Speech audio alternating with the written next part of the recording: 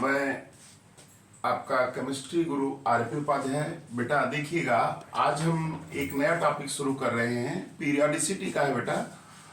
वो टॉपिक का नाम आप जानते हैं, वही बाकी है। अगर हम इसको पढ़ा देंगे तो ये मेरा पूरा जो चैप्टर होगा वह पूरी तरह से कंप्लीट हो जाएगा। तो बेटा ध्यान से देखिएगा, आपको समझ में जरूर आएगा। मैंने आयोनाइजेशन एंथैल्पी पढ़ाया था आपको, तो आयोनाइजेशन एंथैल्पी हो गया था। इलेक्ट्रोनेगेटिविटी पढ़ाया, वो भी कंप्लीट हो गया। फिर इसके बाद जो है आज मैं जो शुरू करने जा रहा हूं वो मेरा टॉपिक बेटा ये है। टॉपिक का नाम है इलेक्ट्रॉन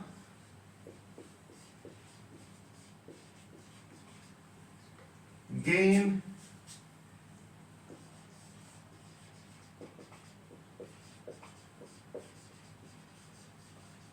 इंथैल्पी। बेटा लिख लीजिएगा, टॉपिक क्या है हमारा? Electron gain enthalpy.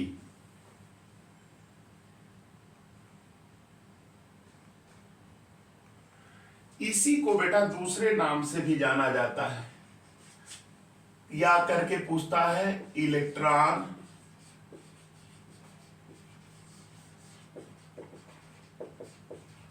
अफिनिटी। ध्यान से देखिएगा, इलेक्ट्रॉन गेन इंथैल्पी और इलेक्ट्रॉन अफिनिटी, ये टॉपिक हमारा आज है। आज के इस लेक्चर में हम इसी की चर्चा करेंगे। अब बेटा देखिए, समझिए इसको, समझिए कितने आसानी से आपको देखिए समझ में आएगा। जैसे देखिए एग्जाम हम इसको समझा रहे हैं, इसके बाद इसकी डिफिनीशन लिखा भी देंगे। जैसे हमने मान लिया ये कोई आइसोलेटेड गैसियस एटम है, या ऐसे करें यार, हाँ मान ले रहे, जैसे मान लीजिए ए है, ये क्या है आपका आइसोलेटेड गैसियस एटम मान लीजिए है। बेटा अगर इसमें हमने इलेक्ट्रॉन को ऐड कराया तो ये क्या बनेगा? ए माइनस बनेगा, और इस प्रोसेस में एनर्जी रिलीज होगी। एनर्जी ध्यान से देखिएगा, आइसोलेटेड गैसियस एटम ए है, इसने इलेक्ट्रॉन लिया, निगेटिव आयन बन गया, और इसने एनर्जी क्या किया? रिलीज किया।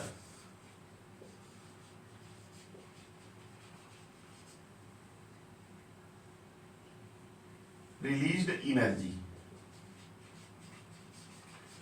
ये जो रिलीज्ड एनर्जी होती है, इसी को बेटा क्या कहते हैं? इलेक्ट्रॉन गेन इंथैल्पी या इलेक्ट्रॉन अफिनिटी। अब देखिए डिफिनीशन आपको एक बार बता के फिर इसको लिखा देते हैं। देखिए क्या है, जब कोई आइसोलेटेड गैसियस एटम हो, अगर ये इलेक्ट्रॉन एक्सेप्ट करे और क्या बनाए? निगेटिव आयन, इस प्रोसेस में जो एनर्जी निकलती है उसी को क्या कहते हैं? इलेक्ट्रॉन गेन इंथैल्पी या इलेक्ट्रॉन अफिनिटी। इसी को डिफाइन कर दीजिए ऐसे, क्या? When an isolated gaseous atom, when an isolated gaseous atom accept electron, it form negative ion. In this process, the energy which is released known as electron gain enthalpy. ये definition हो गई। देखिए उसी से मिलता, उससे उल्टा है। आयोनाइजेशन एंथैल्पी में क्या था कि आइसोलेटेड गैसियस एटम से इलेक्ट्रॉन निकालते थे, तो जो एनर्जी लगती थी उसे क्या कहते थे? Ionisation enthalpy. यहाँ क्या है? उसी से रिवर्स में है कि जब आइसोलेटेड गैसियस एटम इलेक्ट्रॉन लेगा और निगेटिव आयन बनाएगा, तो इस प्रोसेस में जो एनर्जी निकलती है उसी एनर्जी को ही क्या कहते हैं? Electron gain enthalpy. तो देखिएगा, इसको आपको समझ में आ गया होगा। लिखेंगे कैसे इसको? When an isolated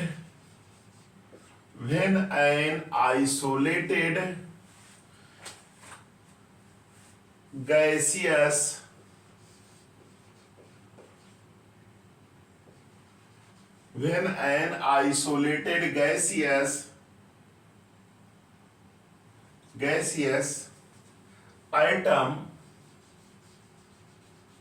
atom. When an isolated gaseous atom accept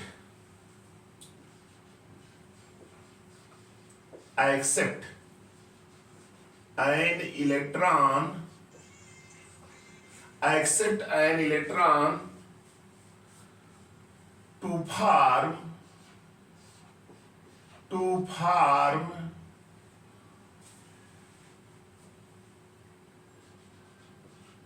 monovalent anion. देखिएगा डिफिनेशन है ये, when an isolated gaseous atom accept an electron to form monovalent anion, in this process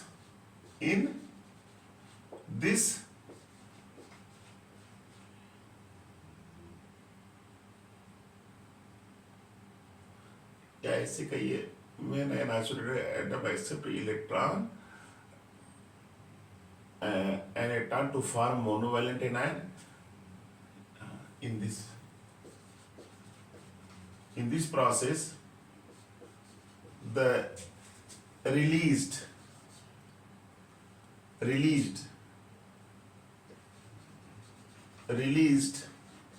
energy is called electron gain enthalpy. याद रखिएगा, when an isolated gaseous atom accept an electron to form monovalent anion, in this process the released energy, इसमें जो in this process the released energy is called, या इस तरह से कैसे, in this process ऐसे कहिए, in this process energy is released, हो गया, energy is released, ये हो गया है when an isolated gaseous atom accept an electron to form monovalent anion, in this process energy is released. This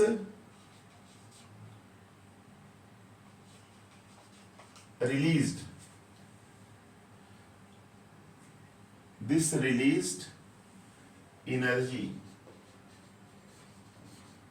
is called electron gain enthalpy, या इसी को क्या कहते हैं, इलेक्ट्रॉन अफिनिटी। ऐसे दिमाग में बैठा लीजिएगा कि आइसोलेटेड गैसेस एटम है, इलेक्ट्रॉन लेगा, निगेटिव आयन बनाएगा मोनोवेलेंट, और एनर्जी रिलीज होगा, और इसी रिलीज एनर्जी को क्या कहते हैं, इलेक्ट्रॉन गेन एंथैल्पी, या उसी को क्या कहते हैं, इलेक्ट्रॉन अफिनिटी। ये तो डिफिनेशन थी, ये समझ में आ गया, याद भी हो गया, मैंने 2 बार इसलिए रिपीट कर दिया कि आपके दिमाग में बैठे। मेन कॉपी पे लिखने की जरूरत नहीं, दिमाग में बैठाइए, जिससे आपको लर्न रहे, है कि नहीं। मेरे लेक्चर को आप देखिए, आपको तुरंत याद हो जाएगा। तो ये हो गया बेटा ये। अब इसी को मैंने यहाँ इंग्लिश में भी लिख दिया है कि when an isolated gaseous atom accept an electron to form monovalent anion, in this process energy is released. This released energy is called electron gain enthalpy या इलेक्ट्रॉन अफिनिटी। इसको नोट कर लीजिएगा। चलिए अब इसके बाद हम बताते हैं कि इसको मेजर किस किस यूनिट में किया जाता है, और एक चीज और बताते हैं सक्सेसिव, जैसे एक है दूसरा इलेक्ट्रॉन अगर ऐड करेंगे तो कैसे क्या चेंजिंग होगी, ये नोट कर लीजिए।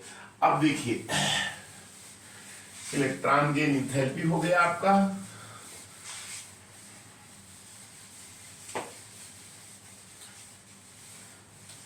रिलीज्ड एनर्जी याद रखिएगा। इसकी जो यूनिट होती है, यूनिट यानी मेजर किस में करते हैं, तो इसको हम करते हैं इलेक्ट्रॉन वोल्ट पर एटम में। इलेक्ट्रॉन वोल्ट पर एटम इसकी यूनिट होती है, या इसकी यूनिट होती है किलो जूल, किलो जूल पर मोल ऑफ एटम्स। ये याद रखिएगा, ये 2 यूनिट्स में इसको रिप्रेजेंट किया, इलेक्ट्रॉन वोल्ट पर एटम। तो इस तरह से आपको डिफिनेशन तो क्लियर हो गई होगी इसकी यूनिट। अब देखिए एक चीज हम आपको और बता दे रहे हैं,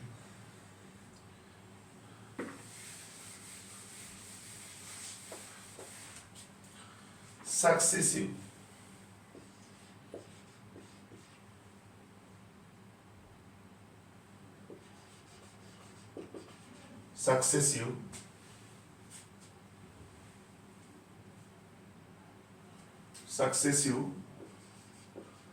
इलेक्ट्रॉन गेन एंथैल्पी। याद रखिएगा सक्सेसिव इलेक्ट्रॉन गेन एंथैल्पी ये क्या होती है। जैसे देखिए एक एग्जांपल से समझते हैं।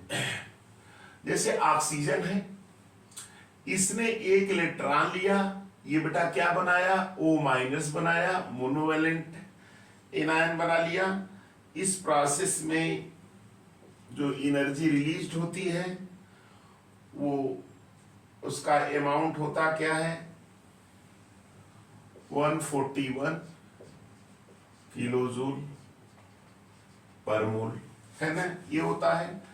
लेकिन बेटा ये याद रखिए यहां एनर्जी रिलीज हो रही है, लेकिन अगर जब दूसरा, ये तो आपका फर्स्ट इलेक्ट्रॉन अफिनिटी होगा E1, अब इसमें जब इलेक्ट्रॉन दूसरा ऐड कराएंगे तो ये क्या होगा, इलेक्ट्रॉन अफिनिटी क्या होगा, E2, और यहां पर क्या होगा, ये डाई निगेटिव आयन बनेगा। और इस प्रोसेस में याद रखिएगा माइनस कितना होता है, 780 किलोजूल, यानी कि यहां पे E2 का मान जो रहेगा, E2 वह कितना रहेगा, प्लस 780 किलोजूल पर मोल, ये रहेगा, है कि नहीं। तो अब यहां एक क्वेश्चन, सक्सेसिव का मतलब है कि यहां फर्स्ट इलेक्ट्रॉन गेन एंथैल्पी हो गया, यहां क्या हो गया, ये सेकंड इलेक्ट्रॉन गेन एंथैल्पी। तो अब देखिएगा इसमें ध्यान देने योग्य बात है कि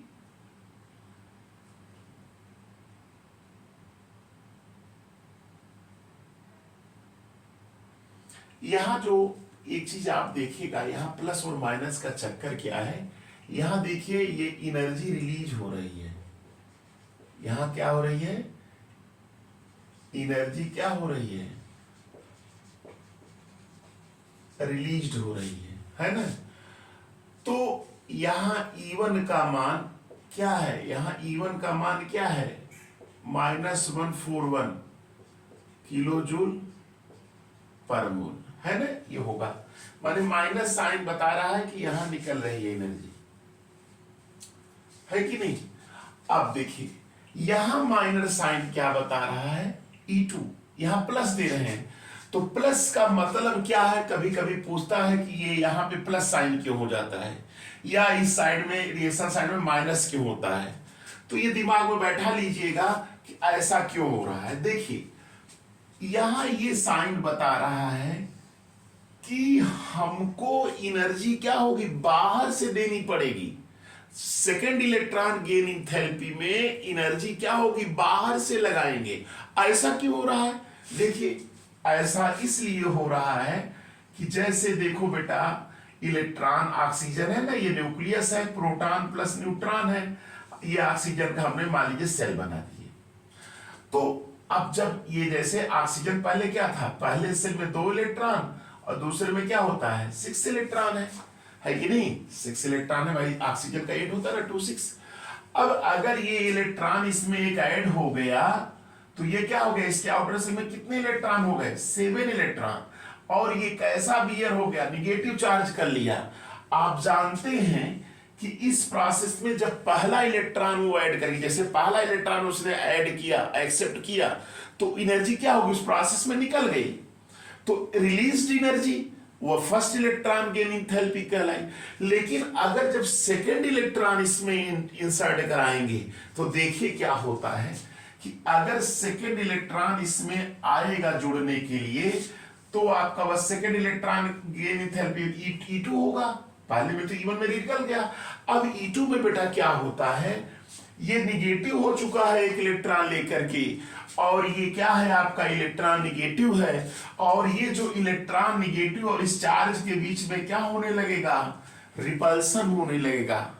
रिपल्सन होने लगेगा तो उस रिपल्सन के विरुद्ध हमको बाहर से एनर्जी लगानी पड़ेगी जिससे कोई इलेक्ट्रॉन ऐड हो जाए। इसलिए यहां पे क्या है, ये प्लस में जो है प्लस दिया हुआ 780 किलो जूल पर मोल। यहाँ क्या ये रहेगा, ये माइनस में रहेगा। माइनस बात को दर्शा रहा है कि यहाँ एनर्जी इधर साइड में प्लस है, तो यदि इधर माइनस था तभी इधर प्लस आया, इधर यहाँ प्लस लगा इसलिए इस साइड में माइनस हो गया। तो ये चीज आपको समझ में आ गई होगी कि जो सेकेंड इलेक्ट्रॉन गेन एंथैल्पी होती है ऑक्सीजन के केस में, ये बताता है कि यहाँ इलेक्ट्रॉन को ऐड कराने के लिए बाहर से हमको एनर्जी जब सप्लाई करेंगे तभी वो इलेक्ट्रॉन उसमें ऐड हो पाएगा और तभी जो है आपका ओ डबल माइनस बन पाएगा। इसलिए यहाँ पे ये प्लस में हो जाता है और ये वैल्यू हायर होती है। ये क्लियर हो गया, समझ में आ गया होगा। नहीं तो फिर एक बार बता दे रहे हैं कि जैसे देख लो ऑक्सीजन है, एक एग्जांपल फिर से वही ऑक्सीजन का ले रहे, समझ में आ जाएगा। ये 8 है तो 6 हो गया। अब जब इसमें एक इलेक्ट्रॉन ऐड करा दिए पहले तो ये क्या होगा, O माइनस बन जाएगा, इसका क्या होगा 2 और 7 हो जाएगा। अब चूंकि इसके ऊपर निगेटिव रहेगा, यहाँ एनर्जी आसानी से रिलीज हो गई। अब जब सेकेंड इलेक्ट्रॉन आएगा इसमें जोड़ने के लिए, सेकेंड इलेक्ट्रॉन, तब ये निगेटिव इस निगेटिव के बीच में क्या होगा, रिपल्सन होगा। इसलिए इस इलेक्ट्रॉन को ऐड कराने के लिए बाहर से एनर्जी क्या होगी, हमको देनी पड़ेगी। इसलिए सेकेंड E2 का मान यहाँ क्या दिया है, पॉजिटिव में दिया है। क्लियर। तो ये आपका समझ में आ गया होगा कि पहला इलेक्ट्रॉन निकालेंगे तो आसानी से निकल जाएगी एनर्जी, दूसरे में क्या होगा, हमको बाहर से एनर्जी सप्लाई करेंगे तब ऐड, क्योंकि निगेटिव निगेटिव के बीच में रिपल्शन होने लगेगा। क्लियर। तो ये चीज दिमाग में बैठ गई, इसलिए यहाँ ये वैल्यू देख रहे हो ना, प्लस में दिया है, इस साइड में यहाँ क्या है माइनस में, यहाँ क्या है प्लस में, यानी यहाँ माइनस रिलीज हो रही है। तो क्लियर हो गया होगा आपको एक कंसेप्ट। चलिए ठीक है, अब देखिए ये अक्सर बच्चे कहीं कहीं दिया है सेकेंड का मान पॉजिटिव होता है कि नहीं, तो डेल्टा E2 का मान पॉजिटिव इस बात को बता रहा है कि हमको बाहर से लगानी पड़ रही है। तो कंफ्यूजन मत क्रिएट करिएगा, कोई दिक्कत रहेगी तो फिर से पूछ लीजिएगा, हम बता देंगे। चलिए अब देखिए बेटा, अब इस पे हम जो बताने जा रहे हैं कि फैक्टर्स, तीसरा टॉपिक हमारा इसका है factors affecting electron gain enthalpy और इलेक्ट्रॉन अफिनिटी।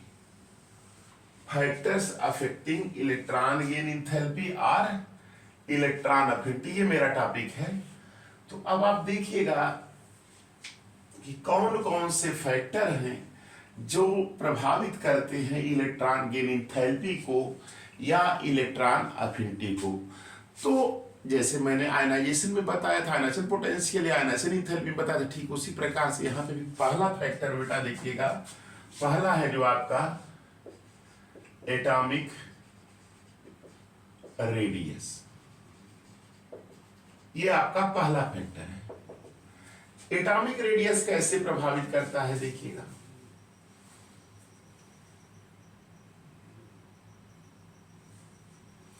देखिए इलेक्ट्रॉन अफिनिटी या electron gain enthalpy, electron gain enthalpy, या इसी को ये भी कहते हैं इलेक्ट्रॉन अफिनिटी। ये देखिएगा बेटा इनवर्सली प्रोपोर्शनल होती है एटॉमिक रेडियस की। ये याद रखिएगा, इलेक्ट्रॉन अफिनिटी या electron gain enthalpy inversely proportional होती है एटॉमिक रेडियस की। इसका मतलब क्या है कि अगर एटॉमिक रेडियस इंक्रीज करेगा, AR का मतलब एटॉमिक रेडियस, अगर ये ऊपर जाने का मतलब बढ़ रहा है, अगर बढ़ेगा तो इलेक्ट्रॉन गेन एंथैल्पी या इलेक्ट्रॉन अफिनिटी क्या होगी, डिक्रीज करेगी। ये दिमाग बैठा, इससे अगर ये बढ़ेगा तो ये घट जाएगा, ये घटेगा तो ये बढ़ जाएगा। क्लियर। तो नोट कर लीजिएगा इसको।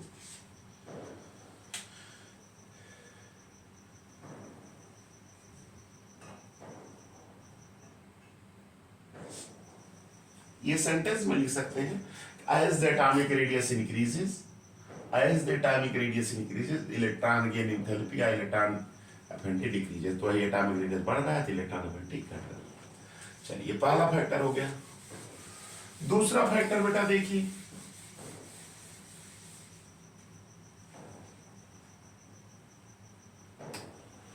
दूसरा फैक्टर है आपका Z effect, effective nuclear charge. ये याद रखिएगा, electron affinity directly proportional to effective nuclear charge है कि नहीं। जैसे देखिए, अगर जेड इफेक्टिव ये बढ़ेगा तो इलेक्ट्रॉन अफिनिटी या इलेक्ट्रॉन गेन एंथैल्पी ये भी क्या होगी, बढ़ेगी। ये दिमाग में बैठा लीजिएगा कि अगर ये बढ़ेगा तो बढ़ेगा, ये घटेगा तो घट जाएगा। क्लियर। इस पे डिफर कर रहा है। दूसरा फैक्टर हो गया।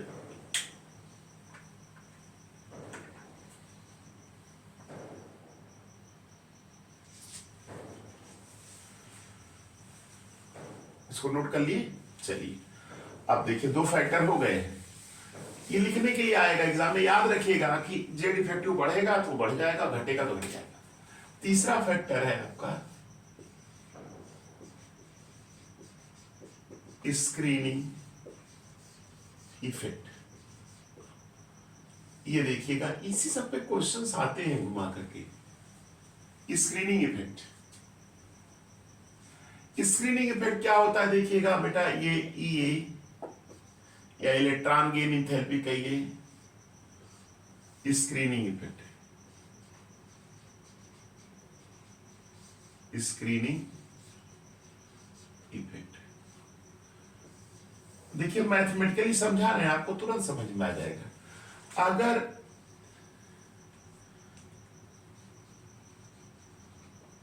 स्क्रीनिंग इफेक्ट अगर ये बढ़ेगा तो इलेक्ट्रॉन अफिनिटी क्या होगी, घटेगी। और अगर स्क्रीनिंग इफेक्ट घटेगा तो इलेक्ट्रॉन अफिनिटी या इलेक्ट्रॉन गेन एंथैल्पी क्या होगी, बढ़ेगी। समझ में आया। अगर ये बढ़ा तो ये घटना तय। अगर ये बढ़ रहा है, अगर ये बढ़ता है तो ये घट जाएगा, ये घटेगा तो ये बढ़ जाएगा। तो वही लिखा है ना कि अगर ये बढ़ गया, ये बढ़ गया तो ये क्या होगा, घट जाएगा, नीचे चले जाएंगे। अगर ये घट गया, ये घटा, ये बढ़ जाएगा। क्लियर। तो ऐसे मैथमेटिकली समझ लीजिए, नोट कर लीजिए।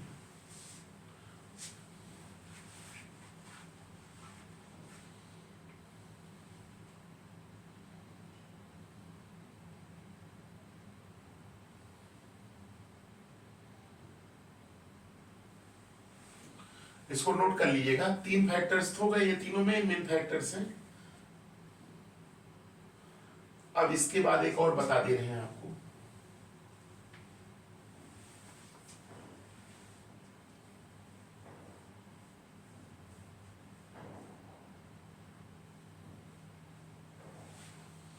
चलिए ये नोट कर लिए ना। अब एक चीज और आपको बता दे रहे हैं, स्क्रीनिंग इफेक्ट कम होगा तो ये बढ़ जाएगा, ये घट बढ़ेगा तो घटेगा। तो समझ लीजिएगा। वैसे आप देखिए, एक और चौथा फैक्टर है आपका electronic configuration. Electronic configuration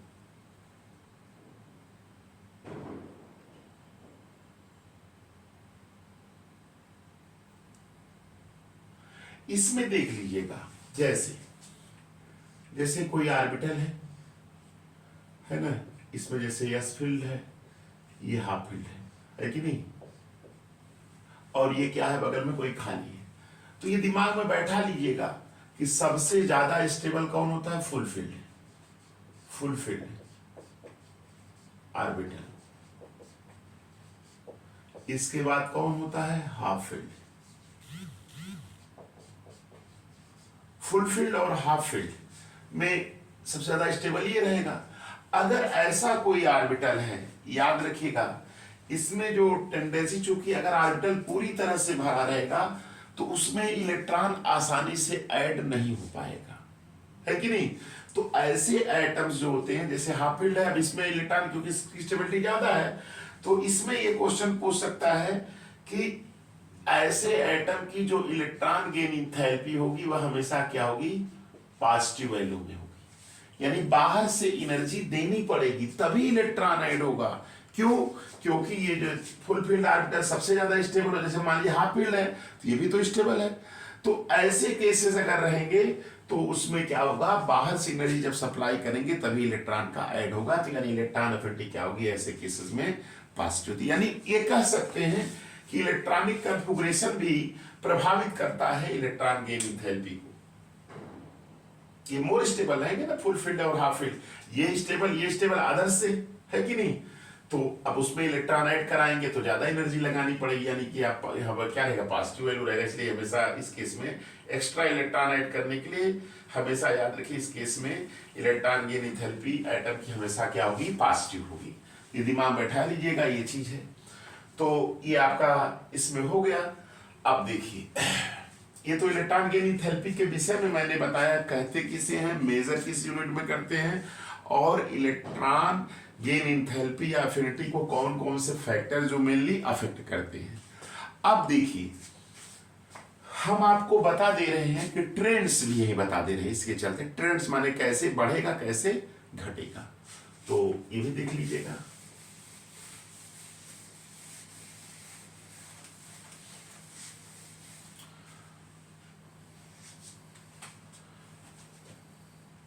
variation कहते हैं, variation of electron gain enthalpy, variation of electron gain enthalpy in periodic table. ऐसे पीटी का मतलब पीरियोडिक टेबल समझिएगा, या इसी को ट्रेंड भी कहते हैं।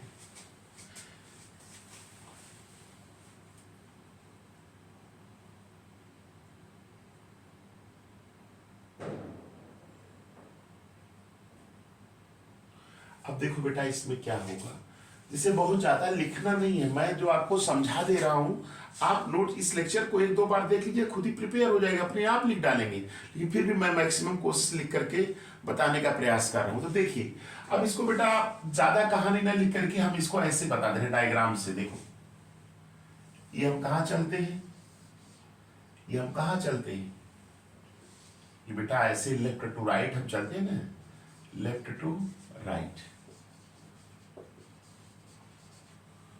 और बेटा ऐसे चलते हैं हम कहा, ग्रुप में चलते हैं, ग्रुप में चलते हैं ना, ग्रुप पे बेटा चलते हैं। ये ग्रुप है, ये क्या है आपका ग्रुप है, और ये बेटा क्या है, पीरियड है। तो ग्रुप में हम कहा चलते हैं, टॉप टू बॉटम चलते हैं, है ना। ध्यान से सुनिएगा, लेफ्ट टू राइट जब हम चलते हैं तो याद रखिएगा बेटा electron gain enthalpy, electron gain enthalpy जो होती है वह क्या होती है, इंक्रीज करती है, इंक्रीज। और अगर इधर चलते हैं ग्रुप में टॉप टू बॉटम तो इलेक्ट्रॉन गेन इंथैल्पी या इलेक्ट्रॉन अफिनिटी ये क्या होती है, डिक्रीजेज, डिक्रीज करती है, इधर बढ़ती है इधर घटती है। इसका रीजन क्या होगा हम लिख दे रहे हैं, रीजन क्या होगा, नंबर वन रीजन होगा atomic radius, atomic radius decreases. दूसरा जेड इफेक्टिव इंक्रीजेज। क्यों, देखिए इलेक्ट्रॉन अफिनिटी जो होती है, इलेक्ट्रॉन इनवर्सली प्रोपोर्शनल होती है एटॉमिक रेडियस के, अगर ये घटेगा तो बढ़ जाएगा, और डायरेक्टली प्रोपोर्शनल होती है किसके, इफेक्टिव न्यूक्लियर चार्ज की। तो ये समझ में आ गया होगा आपको कि left to right electron gain enthalpy क्या होती है, इंक्रीज करती है ना। इधर से इधर इलेक्ट्रॉन बढ़ेगी। क्यों बढ़ती है? क्योंकि एटॉमिक रेडियस क्या होता है, घटता है, और जेड इफेक्टिव क्या होता है, इंक्रीज होता है। देखिए electron affinity electron gain inversely proportional to atomic radius, directly proportional Z effective. ये बढ़ेगा तो घट जाएगा, घटेगा तो बढ़ जाएगा, वही चीज हो रहा है। चलिए यहाँ पे बेटा क्यों ये घट रही है, देखिए पहला रीजन क्या है? पहला रीजन है कि एटॉमिक रेडियस इंक्रीज कर रहा है ना, ऊपर से नीचे बढ़ रहा है तो बढ़ेगा तो घट जाएगा। दूसरा स्क्रीनिंग इफेक्ट,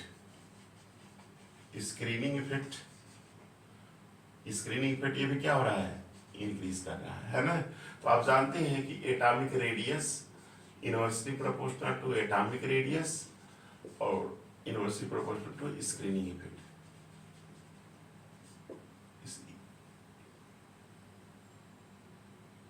स्क्रीनिंग इफेक्ट, अगर ये बढ़ेगा तो घट जाएगा, ये बढ़ेगा तो घट जाएगा, तो ये बढ़ रहा है, क्लियर, तो ये घट रहा है। तो इस तरह से आपका जो इलेक्ट्रॉन गेन एंथैल्पी या इलेक्ट्रॉन अफिनिटी का जो लेक्चर था आपका इस वीडियो के माध्यम से पूरी तरह से कंप्लीट हुआ।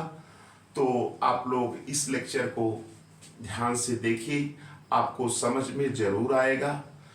अगर कोई समस्या होती है तो मेरा जो डिस्क्रिप्शन में मेरा कांटेक्ट नंबर दिया है उस पर आप कॉल भी कर सकते हैं, या कमेंट के माध्यम से अगर किसी टॉपिक में समस्या होती है तो आप कमेंट करिएगा, मैं उसका रिप्लाई दूंगा और आपको समझाने का भरसक प्रयास करूंगा। थैंक्स।